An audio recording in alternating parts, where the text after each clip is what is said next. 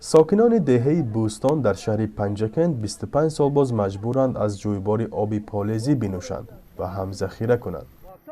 به این دهه که بیش از 150 عائله زندگی دارند، این جویبار یگانه منبع آب است و از بس که روی پوش ندارد، هم چاروا از آن استفاده میکند و هم افلاسی های اطراف میریزد. حشرات هم میگردد، اخلاط ما حیوان ما هم هست و یه جمشایی ما هم مذهبی جمشایی ما هم هست. یک تا مثال هست، یک تا در 34 سال گشت به همین کسلی تیف در حساب همین آب شده مرد.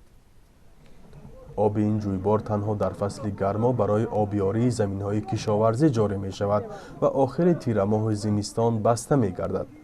وقتی این جویبار آب ندارد، ساکنان سطل‌های خود را زیر طرناب می‌گذارند و انتظار برف و باران می‌شوند. اما ساکنان میگویند با تکشین کردن این آبها آن کاملا تازه نمی شود و زیان آن را به سلامتی خود و پیوندانشان احساس می‌کنند. من خیلی میبریم استلاب میبینیم نوجشانده بچه هم و نبیره هم استفاده میبرم میخوریم. نبیره هم کسل کرد، کسلی طفل شدن.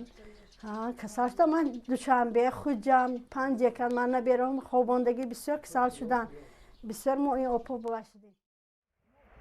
از نزدیکی دهه بوستان رودی بزرگ زرافشان میگذرد و قسمی از ساکنان ده فصل زمستان از اینجا آب میکشانند.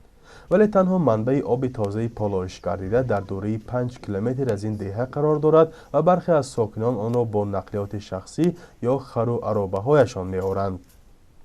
همین 150 خواجگی که در اینجا زندگی میکند، مثال 20 خواجگی هوای ماشین داشته باشد یا که وای داشته باشد، خر و فلکش باشد و دستیارش باشد، دیگری این ندارد. باشندگان این دهه طبق تقسیمات مقامات محلی سال 1995 از دهه‌های ارتوچ، مداره و یکخانه جماعت رودکی به اینجا کوچیدند و به گفته ساکنان 150 خانواده دیگر نیز آماده ساختن خانه هستند. لیکن مقامات با گذشت این سالها نتوانسته است از سربند کانال مرخیدر تا دهه بوستان که همگی 17 کیلومتر است آب آشامیدنی بیارد. ما یک گروه از نمایندگان از استقامت کنندگان همین دهه به نزد خواجگی آب رایون پنجکند رفتیم. از اونجا نمایندگان خواجگی آب رایون گفتند که با امیدی چی نشود بودجه نیست، تحصیلات نزدیک بودجه جدا کرده نمی شود. اما ساکنان بر آن باور هستند که در گذشته بارها به اداره آبیاری ناحیه از بودجه حکومت پول جدا گردیده و حتی لایحه‌های را راه اندازی کرده قسمی از قبورها را وصل کردند و بنابر نظارت نشدن مبلغ‌ها لایحه قطع شده و قبورها در نیمه راه مانده‌اند.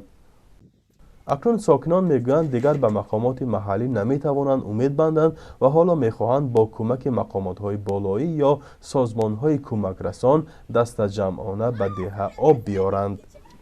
فرزان محمدی، رادیو آزادی، شهر پنجکند.